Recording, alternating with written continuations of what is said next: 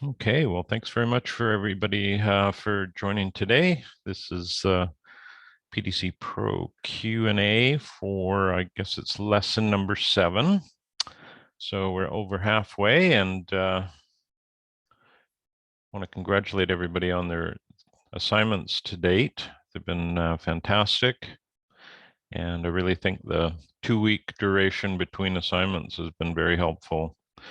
The previous classes, as you know, or previous traditional PDC classes have been 1 week between assignments, and it starts out really well, but as we get into it a little bit deeper, it gets more challenging for people to get through all the content and put the time into all of the assignments. So this is working out really well.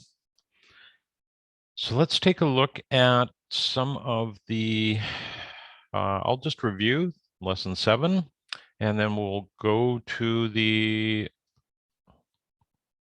questions. I believe there was one that was put on the form here, and then we'll just take any questions from the floor and see how that goes. So let us share screen here. Okay.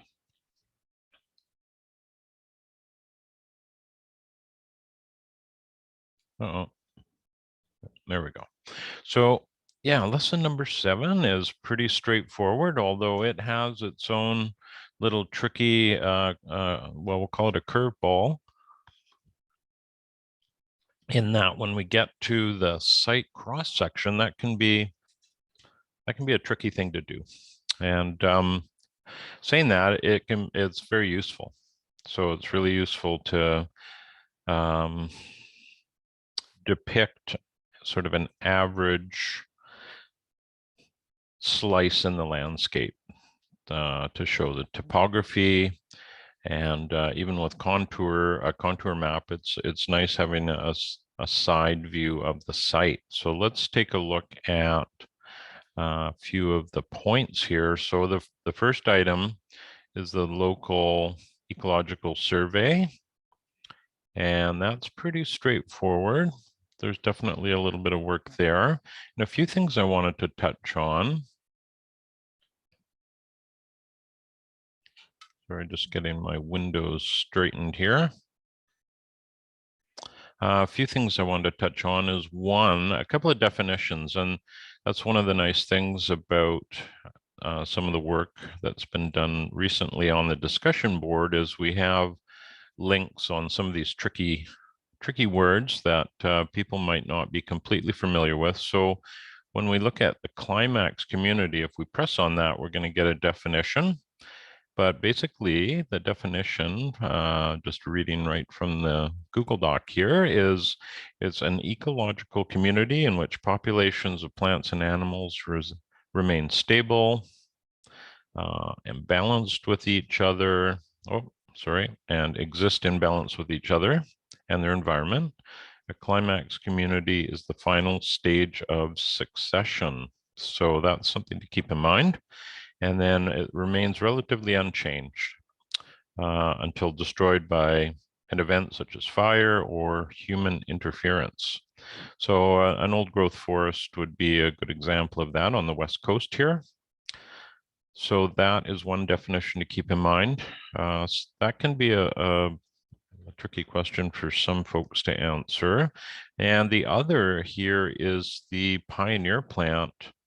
And that is actually, that can yield some surprising results. So a pioneer plant occurs early in a vegetational succession. So after there's been a disturbance, and it possesses characters that suit them to their ecological niche, notably rapid growth, production of copious small dispersed seed, and the ability to germinate and establish themselves on an open site.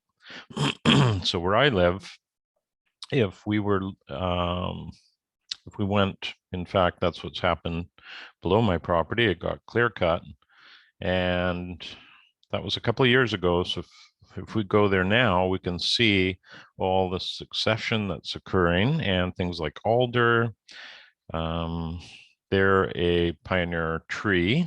They have nitrogen fixing nodules. They also are rapid growers, and they're not long lived. They will rapidly grow and decline fairly quickly, and they're really for helping to build soil and get the forest back into its later stages. That's one example. And in fact, I've also read that Douglas fir are another example of a pioneer plant, which surprised me. But they too grow rapidly. And I know some of the forestry hybrids will put on 6 feet a year. So that's quite amazing.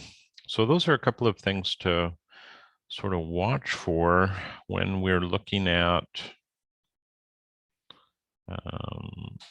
those specific definitions on that assignment. Okay. And the other thing here, so that's pretty straightforward. I don't know if anybody has any questions regarding that part of the assignment. Feel free to put your hand up or unmute yourself if you do. I do. Oh, sure. Yeah. So the forest that is here on the site, I'm not sure if this is a climax community. There are really old trees, but I don't know how old or, and it looks pretty undisturbed. But then I really can't tell. Okay. Well, one thing to keep in mind when we're looking at our climax community is it's really area specific. So let's say, I'll just use my location as an example. Where I live, it would be coastal Douglas fir forest. That would be, if all the land was allowed to return to its to where it wants to be, and humans weren't here cutting down trees, it would go back to Douglas fir forest. Okay, so you just need to look in your specific area, Marion, what that would look like, and it may be what you're seeing on your property, and also maybe something slightly different. Yeah, because you're on farmland. It's been manipulated. But most likely around, you've got a riparian zone, if I'm not mistaken, and that's probably where, are you referring to that area where there's been quite a bit of growth? Yeah, I think, yeah, in the And I think across the road is a whole bunch of forestry lands as well. Is that right? Yeah, I think across the road that was a little bit disturbed. Right. Yeah, you can see that. Right. But in the south, it looks like it has not really been much disturbed. Okay. What would be the predominant tree? I think it's Douglas fir. Yeah, probably is. Yeah. So it may be that coastal Douglas fir. Yeah. So that's where I would lean towards. And a lot of the West Coast is, well, Pacific Northwest is going to be leaning in that direction. Does that help answer your question? Yeah. Okay. Yeah, I think it's maybe not an old forest, but it is going there. Yes. Yeah. Many years. Oh, sure. It takes a few thousand, I think, to get into that unique spot. Thank you. Okay. Yeah, Gregory, go ahead. You can unmute yourself and. Hi, Jamie. Nice to be here finally. Sorry, I work during the week, but today's holiday, so I'm able to join. Oh, great. So, yeah, I live in the high desert, and so things are left back. So pretty much the juniper is the only tree we have. Sure.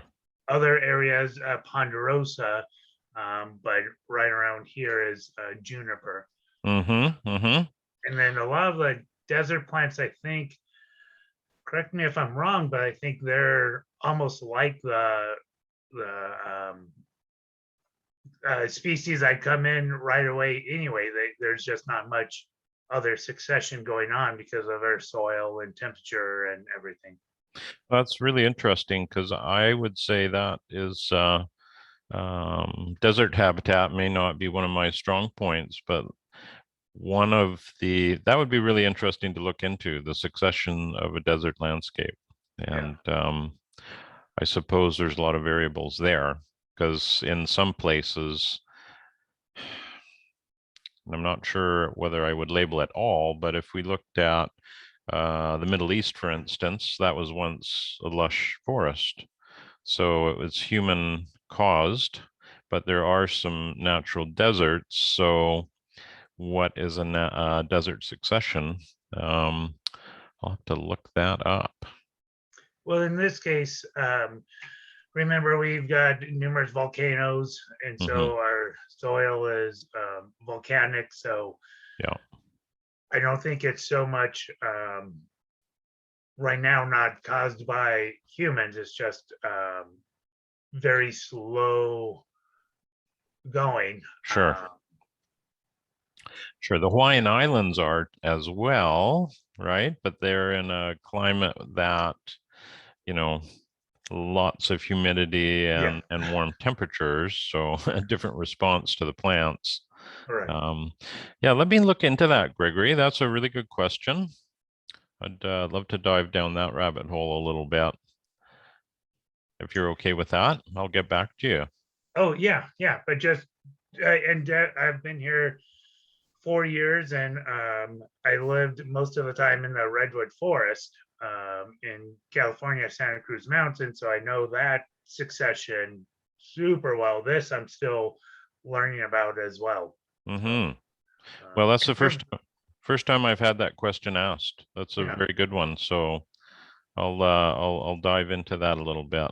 Yeah, I will too. Thank you. Okay. Okay, Amy, I think you had a question. Yeah, there's a really good example on the ecology survey slide on the Google Doc for desert succession. So if you just scroll to the right on that, she goes into it. It's Kirsten Pickens. Okay. And she even goes into the juniper being one of the late succession. But that looks like a really cool thing to refer to kind of help you out. That is excellent. Thank you. Do you mind pasting that link in the chat? Yes. And then everybody can take a peek at that and save it. Let's see. It's only letting me save as a web page, but yeah, I will work on that. Well, thank you very much. That's great. Thank you, Amy. You're welcome. Excellent. Okay, so that was a little bit about the ecological survey, and again, one of the things, if we go to the rubrics that are listed here and we look, ecological surveys worth 4 points, and then the section view is worth 10. So that gives you a little bit of an idea. You don't want to be, you do not want to spend, 90% of your time on the ecological survey, just in terms of spreading your resources around. Okay. So if we go to the site cross section, this is it's a little trickier. But what I was going to show you, I have a couple examples, and I'll give you just a very quick demonstration about how you can do that using Google Earth. There's a good, step-by-step here on the page. But let's take a look at Google Earth. Just got to switch screens here. And there we go. So this is actually where I live. And that yellow box indicates the property. So what you would do to make this happen, and it's pretty easy, but everything's always easy when you know. What you do is you go over here to add path, and you click that. And then what you're going to do is draw a line. So let's say I was up at the top part of my property here, And then I click down at the bottom part, and then I can move this line around just to fine tune it. And then when I'm satisfied with that cut, I'll just press OK. And then you'll notice on the left side here that in your places menu, it'll be labeled as an untitled path, because I didn't add any name to it. I could have, but if we right click that, you'll see that we have an option here to show elevation profile.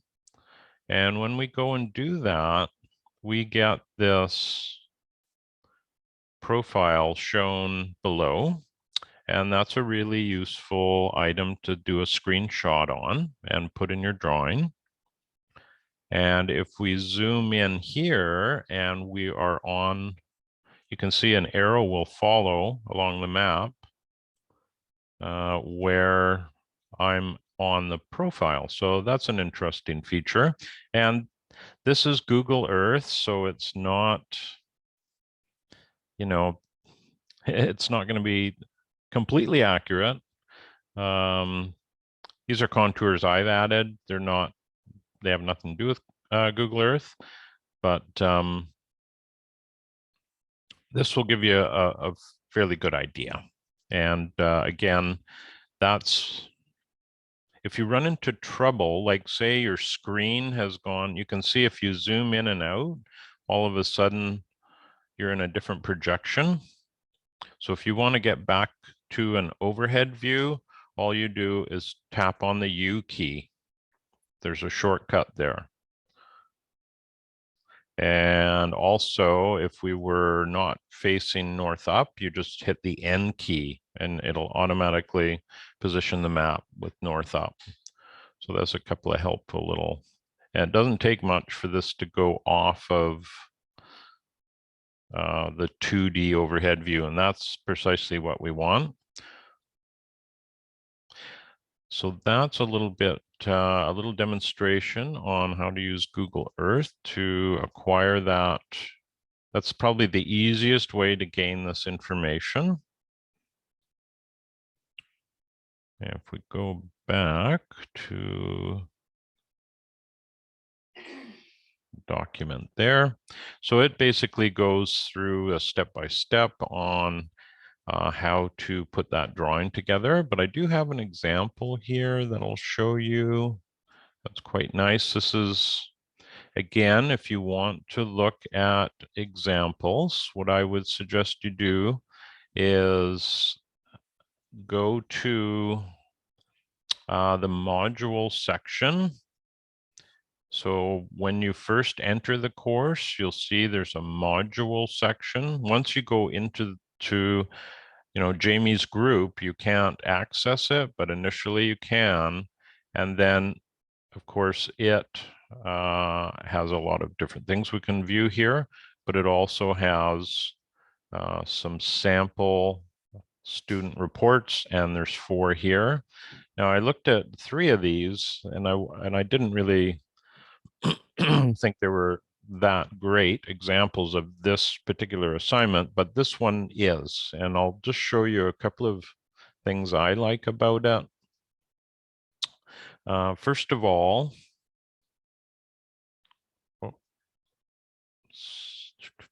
thank you, Amy, for putting that link in there. That's great. I'll take a look at that later.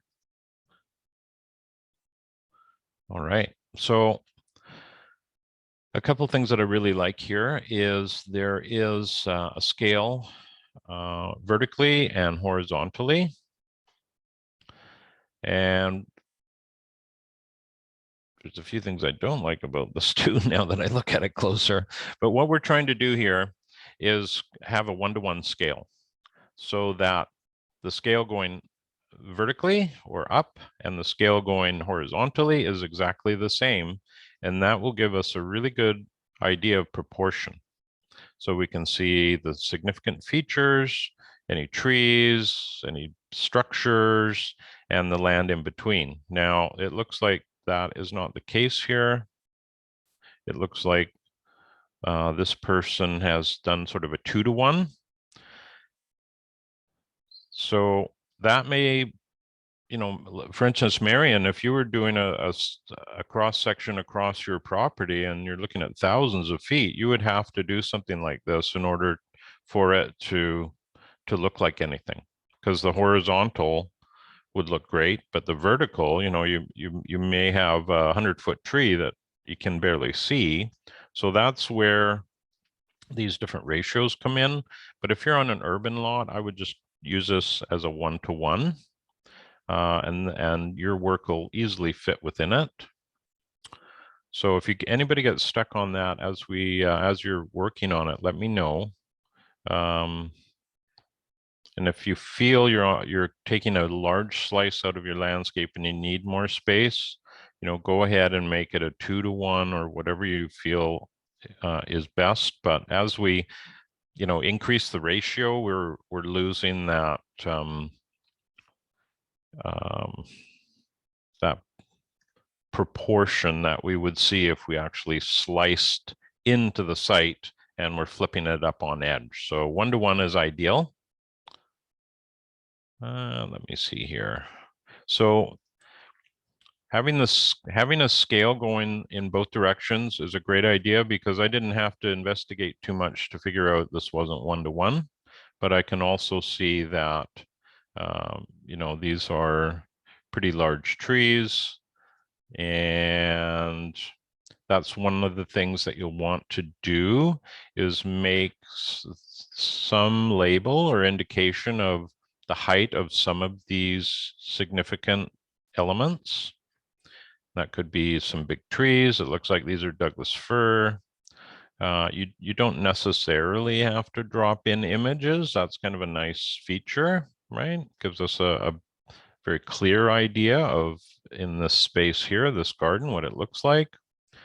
But some labels, and then the stage below, and the microclimate, the succession stage and the microclimate are really useful elements to place in the drawing, right?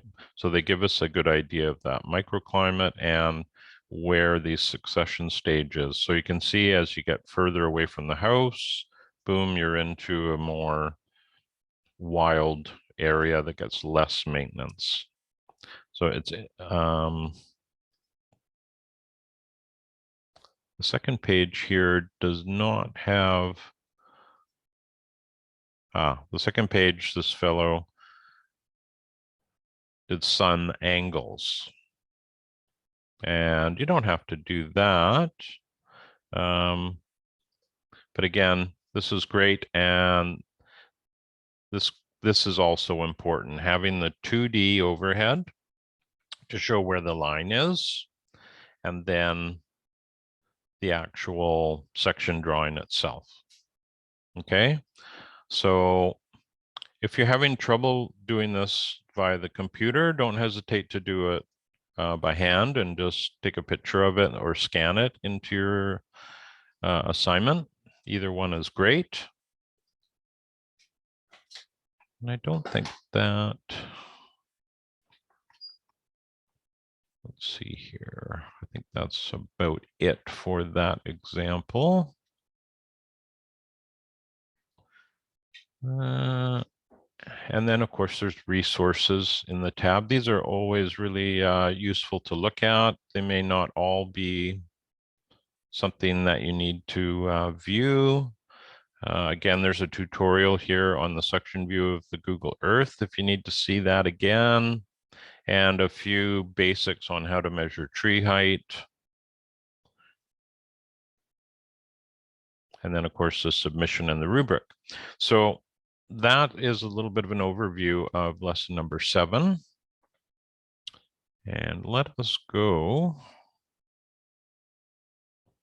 to the questions here.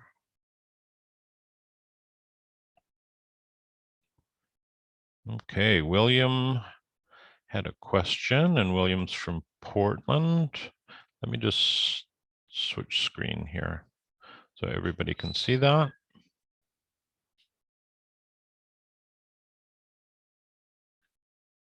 Okay. No, that's the wrong question. Different class. There we go.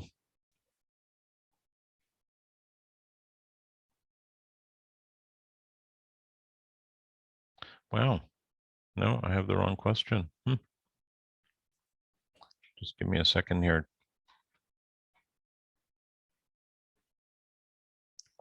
The joys of having two classes going at once. Sorry about that.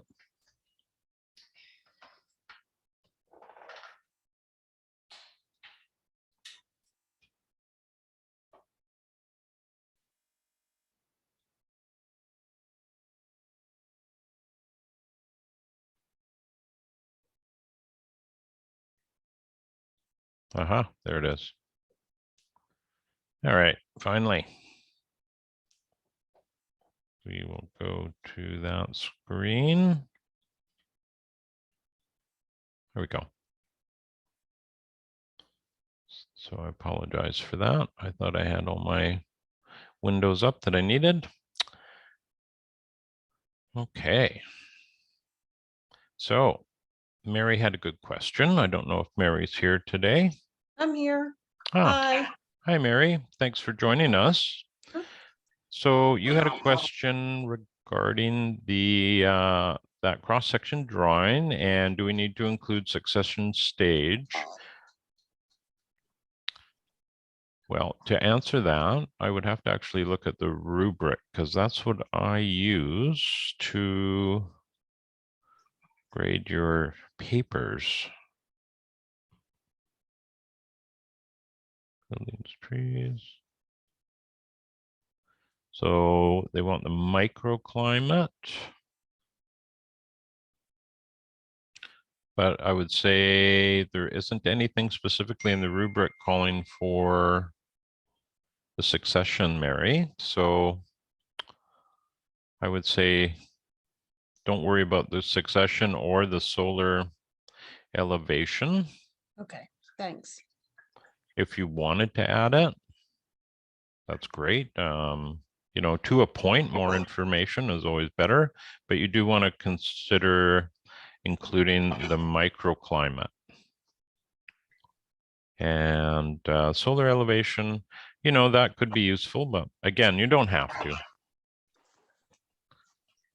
They're not listed on the assignment page, but they are included in sample projects. So good for you for looking at those.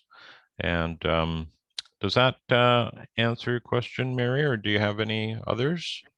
No, that answers it. Thank you. Okay, no problem.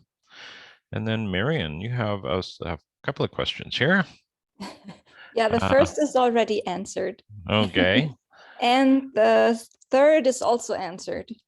And the third, okay. Yeah, I just couldn't find the modules and the, yeah. Well, and that's, you know, that's also tricky for me because they used to link them all on the discussion boards. So they're now not. Some of them are, but as you can see, I mean, the course is always evolving, so it for the better. And yeah, so you'd want to go to that modules area for that.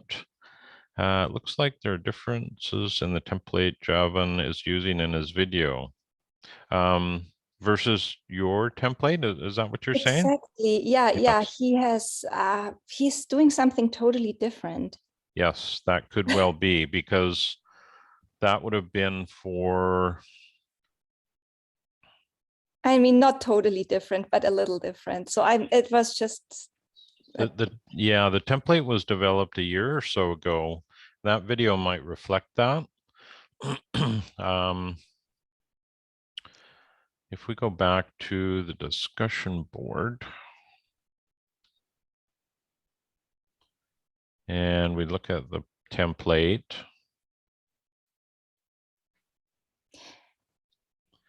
and that's one of the things with previous students' work as well. You know, there may be slight changes. Was it a change in that cross section? No, it was like this page, the local ecology survey, Mhm. that was different. I Okay, think yeah, he didn't have that at all. And then there was also, I think, a food web, the food web, yes, but there's just a food chain here.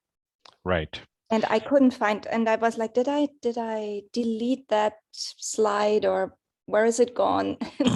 Yeah, don't, I would, if there's any difference in some of the videos, and I'll make a note of that one. Mhm. You know, your template is going to be the reference I would go with. Okay. So I know with this section, it was really deep before, so they had to Mhm.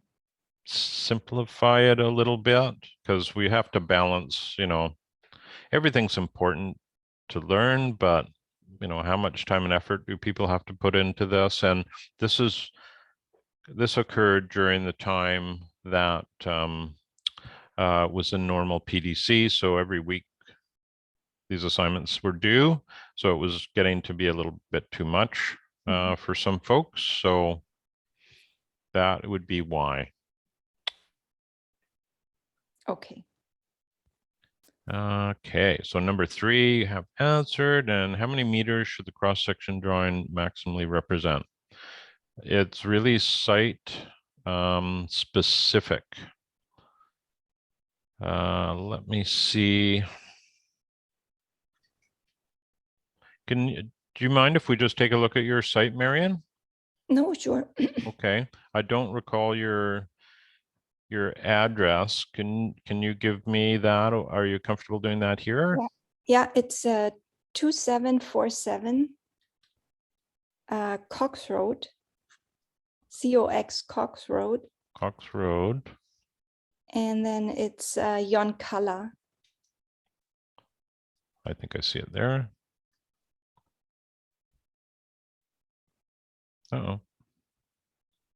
Didn't like that for some reason. It's weird. 2747. Mhm.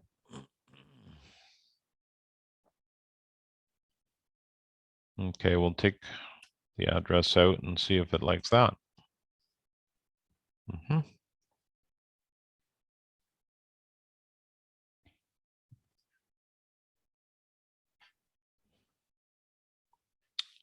Does that look familiar?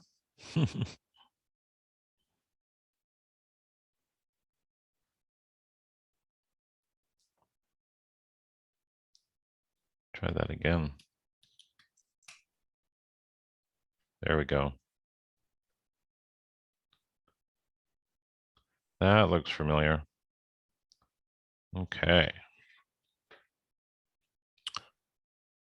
Gosh. No idea why that happened. Let's try that again.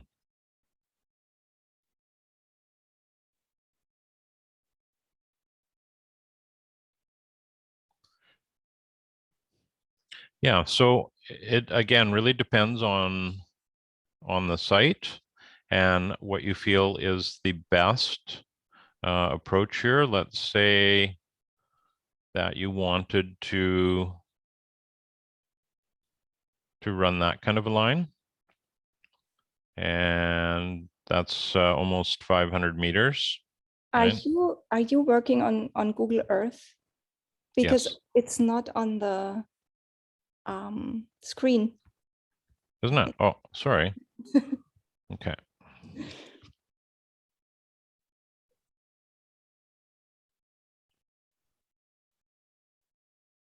Yeah. There we go. Sorry about that.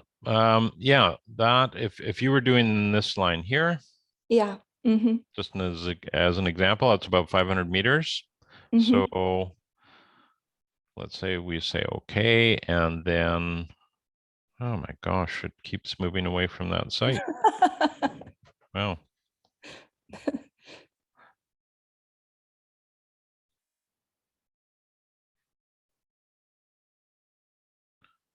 Okay, so we've asked it if it'll show elevation profile, and there you go. So that is a 500-meter rough view of your site. And if you were doing something that long, there's no way you'd have a 1-to-1 ratio. So you'd have to figure out what's best. You know, it might be 1-to-3, 1-to-4. It'll look disproportionate because trees are going to look taller than.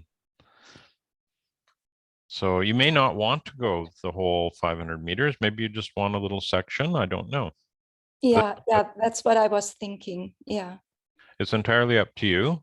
I think on an urban lot, there's, you know, it's a lot easier to consider what the best approach is. And that's often the length of the property.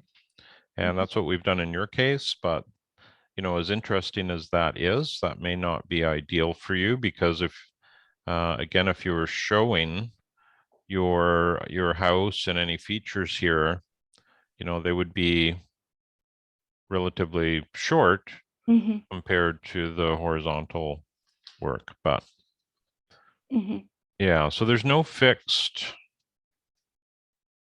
you know, it's really dependent on the site. If you could have 5,000 hectares and want to a cross section, and then that gets a little tricky, although it's showing you the land. It's not going to necessarily show you any elements very well, right? Yeah. So we want to try and get both within that drawing. So we want to feel for the house or buildings or significant elements, significant trees and shrubs versus that horizontal space. And hence the perfect 1-to-1 gives you that. But if you need to shift that, I totally understand. And I'm completely fine with that. Although I do believe in the instructions they're calling for 1-to-1. Yeah. Excuse me, Jamie? Yes. Is there a, maybe not for this assignment cross section, but if you're doing this for a client on a larger property, is there pros and cons to doing multiple site sections? Maybe looking at groups of microclimates or some other. Yeah, that's often done. Like these are commonly done, say, with civil engineering, where there's a grading plan and they'll do multiple cross sections in areas that they feel are significant. You know, to be honest, I hardly ever do this for my clients. It would certainly have some use, but I typically, with the software I'm using, I don't really need to do this because I often build a 3-dimensional site model, so we can sort of navigate through the model. So this 2D cut is less important. Saying that, I have done that for sure. It's just not on every drawing. So to answer your question, yes, on a larger site, you may want to show several different section drawings. But in this case, where we're using Google Earth, you know, the accuracy of it is somewhat limited because the Google Earth is the resolution in Google Earth is basically 10-meter contours. So it's not horribly accurate. Does that help you out? Yeah, thank you very much. Okay. And Marion, does that help you with your question? Yeah. Thank you. Okay. Now let me get back to the right document.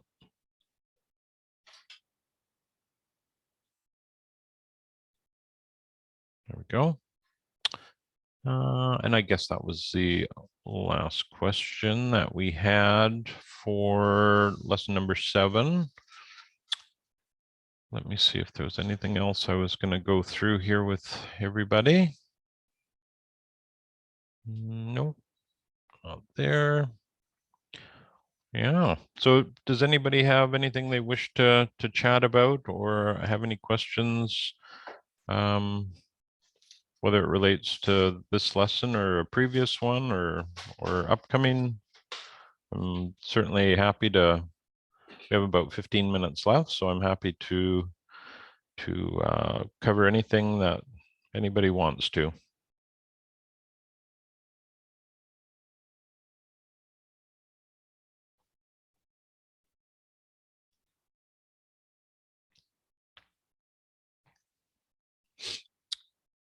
Okay. Oh, you go ahead, Greg. Yeah, this was brought up, I think, a little earlier. Just can get a little confusing when we do look at other resources, but they're not the ideal. Like the examples you went through, several student examples, but you only liked one. So it sort of gets confusing when we have that as a resource. And if we use that, like, oh, okay, this is a good, acceptable solution Yeah. or way to do it. But then it's like, nope, we weren't supposed to do that. So that gets a little confusing at times. Yeah, I understand. I would say the safest approach, Greg, is to really to reference the template information. So this is a good example. So on your template here, you're seeing this 1-to-1 ratio. And there's an example of some site elements identified with heights associated with them. And it's very interesting. There is a succession stage shown here, but that's not called for on the rubric. So the rubric is the final frontier in terms of what you absolutely have to include. Yeah. And I'm going to make a note about the succession here, because that's actually, that could be a lot of work, just putting that one little bar in here. The microclimate should be a little bit, that is very, very interesting too. So, and relevant photos, you can certainly do that. There's often some good examples at the side of the drawing here. Now, for some reason, there we go. And there should be most of the help. See, that's a nice section drawing. There's absolutely nothing wrong with that. It may not, as you've said, it may not include all the information that the template's asking for, because this was a previous student. So this would have been a couple of years ago, and the information we're asking for might have increased. Yeah. So I don't see a microclimate reference here, but it does give you a very clear view of what we're trying to achieve. Go back up there. So I'm not sure if I've answered your question, Greg. Yeah, I use the template to definitely, that's my go-to, but then when I get stuck, that's when I look at other examples, and to confirm I'm on the right track, Yeah, that's when I use other, look at the other example or the videos attached to each slide. I'll use those again when I get sure. stuck, but sometimes that seems like that's not the 100% accurate ones. Sure. Yeah, I get it. And, you know, there's almost no wrong way of doing this in some ways. There's just different ways of presenting the information. If I was to show you my last significant section drawing that I did, that would have been, back a number of years ago on a commercial site, and it was 1-to-1, the ratios, but there was hardly any labeling on it. So if I had submitted it for this class and I was a student, I'd probably get a few comments about where's my labels. And so the rubric is definitely where we want to keep our eyes. And so you want that line section. So that's that 2D overhead view with showing the line, and the A and B is a nice thing to do. As it's shown here, right? So one end of the line has an A on it, one end of the line has a B on it. That way, when the drawing gets inverted, we know which side is which. Sometimes it's completely obvious, but sometimes it could be a little trickier to figure out. And of course, right here, the proportion is to be 1-to-1. But I'm okay with it being different if the site or that line is very large. Like if Marion really wanted to show her whole property length and it was close to 500 meters, I'm fine with it being a different ratio.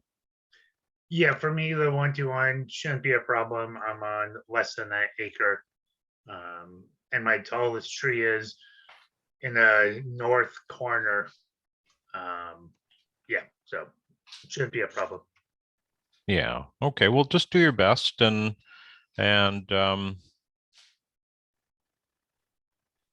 say put it, if you want to do 1-to-2 or 2-to-1, I should say, that's completely fine. With, for myself, all I have to do is draw a line on my software and it automatically generates the section. So I don't have to do anything aside from clicking a few buttons. But then there's a whole bunch of cleanup after trying to get it to, there's always some artifacts that it's showing that I don't want it to show. But again, we do site modeling, so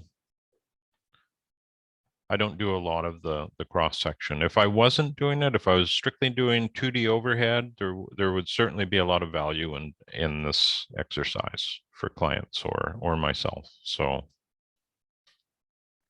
okay, thank you. Yeah, no problem. Does anybody have anything else they'd like to chat about, or any questions or concerns or comments at all? Happy to answer them. If not, we can call it a slightly early meeting and continue on with our days, but totally up to you guys. And I've been in the same position. I've been taking a REX, it's called the REX farm design program through the Agrarian, it's agrarian.org. It's for those interested in farm design. It's fascinating. It's sort of the next step in large land design, and we have Q&As and same thing happens. We'll have 30 people online, and then the meeting will be a little bit short, and they'll be asked for questions and everybody freezes. So I totally get it. Oh, Marion has a question. I just want to, I am a little intimidated, like if I'm thinking about really designing the gardens and also the ponds and all that, I feel like it will take me years to really, or I don't know, if I can in a few weeks already tell where should all the things should go, and what is the best way. And there are a few things that are a lot clearer, and it's really helpful. And I learned so much. And but still I'm like, oh my gosh, how am I gonna do this in like 4 weeks or so? Right. Well, that's a very good point. And I think what you'll probably find, especially since, you're living on your project site and you're going to be producing from it, that your design will probably continually shift over time. Mhm. And what I might suggest is, instead of getting too focused on specifics, is to try and think about, and this is really for everybody, the design should be conceptual. So it should provide the big picture overview of what you're trying to achieve. And if time permits and you want to add specific details, then that's great. I know we go into details when we're looking at zone 1, right? But we don't have to detail everything out in those other zones. They could be, you could say, an example might be just showing a rain garden, and you could put some vegetation around it, or a pond, or whatever, a significant element, without going into exactly what plants are going where, or how is this being constructed.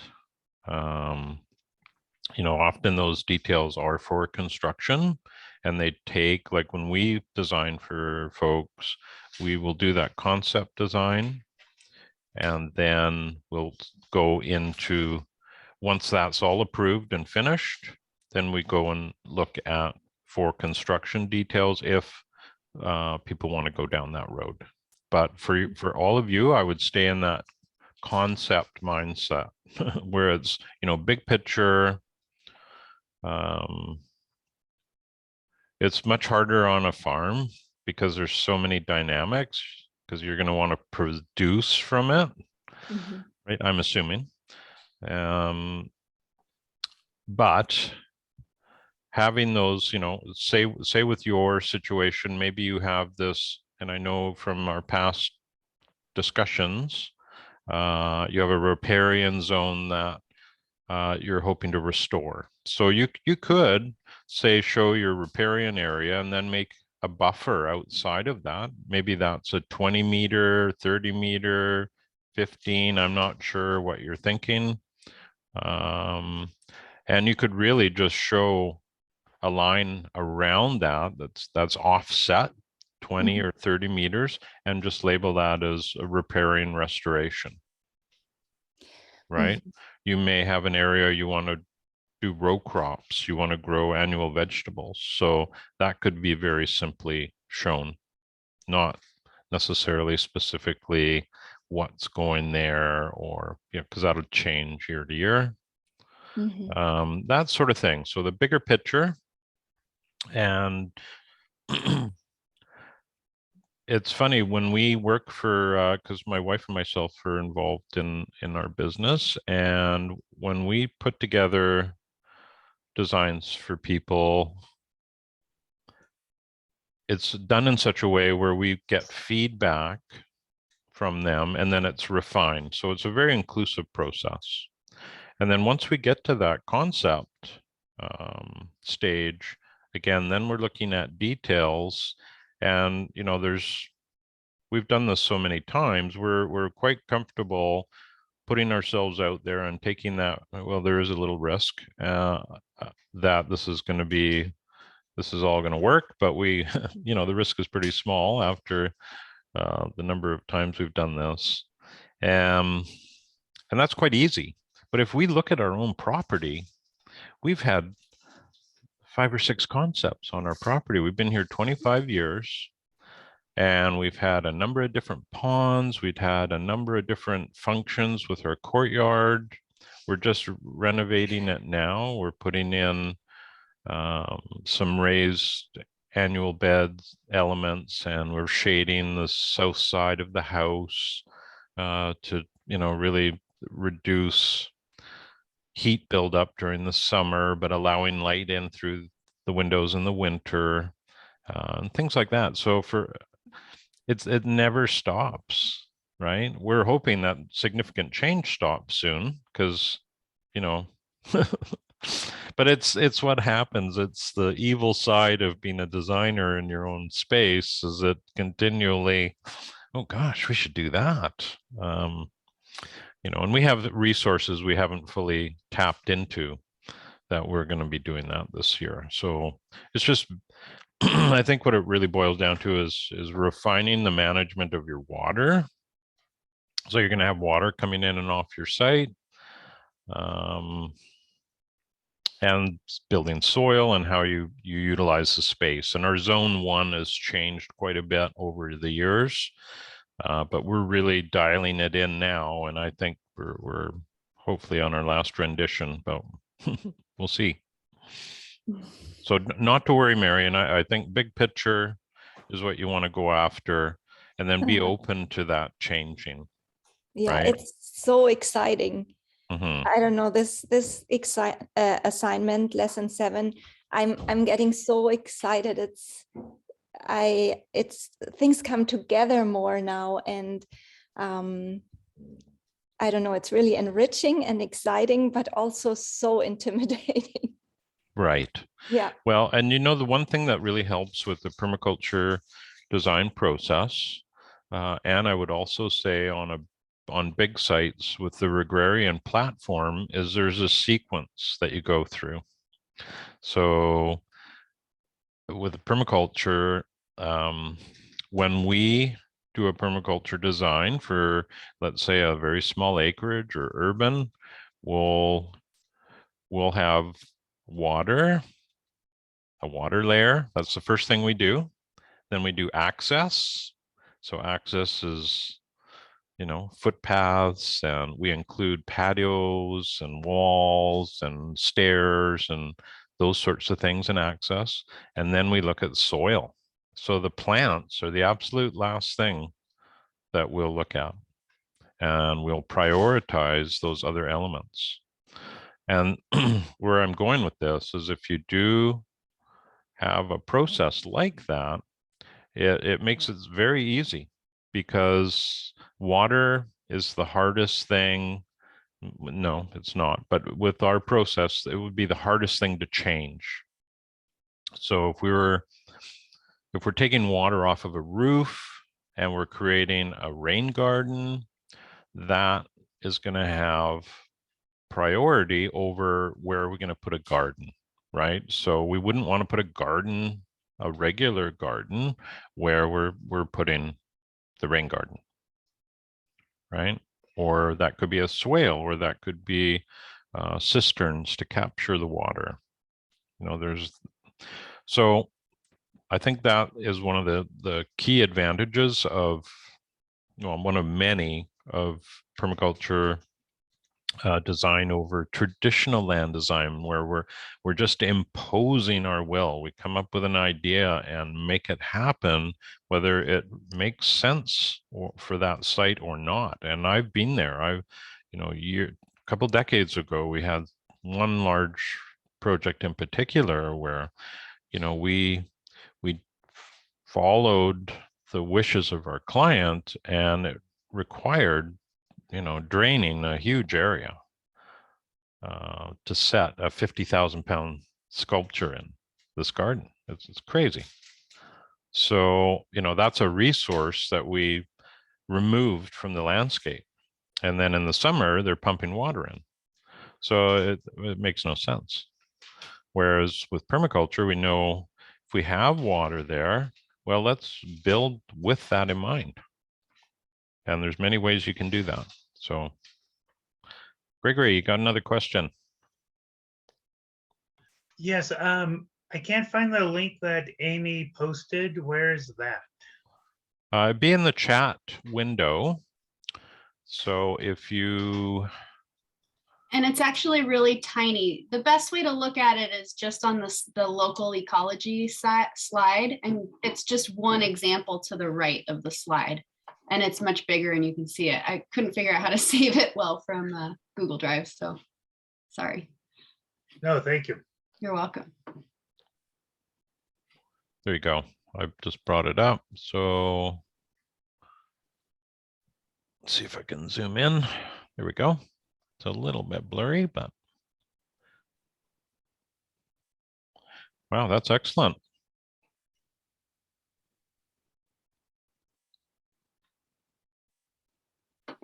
That makes total sense. So there's your junipers and a little bit of scrub. You know, going from that early succession right through to late. Does that help you out, Gregory? Yeah, I'm sorry, I'm a little slow. Where is it again? It's on their slides. Yeah, where did you find that, Amy? I've not seen this before, so I'm super happy that it's within the course, but So it's on the slide, the template slides. After the first, intro to local ecology survey, the 14, so see where the successions here. Yep. So to the right of that, you scroll over. There it is. Yeah. Nice. Oh, perfect. There you go. Thank you. Little copy and paste and you're there. No, I didn't say that. So there are some sources up at the top there as well. And I have a couple local parks that have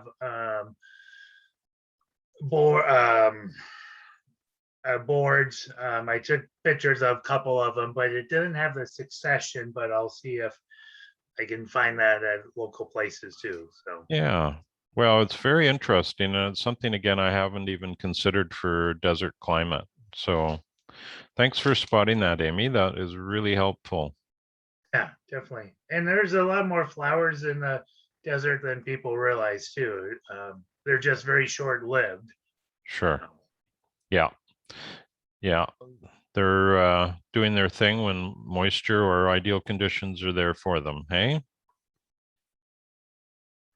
I saw an amazing photo of it's called a puya. Not the nicest name to give a plant, but it's it has an 80-year cycle for flowering, and I believe it was New Mexico. I'd have to look at it again, but it was, oh, I don't know, about 30-40 foot high flower stalk, and it had, I don't know, 50,000-60,000 flowers on it, and does this once every 80 years, and it's this amazing resource for wildlife in that area. So the desert ecology is pretty fascinating. Yeah. Okay, so how is everybody? You feeling pretty good about moving forward with this assignment, or anybody have any other questions?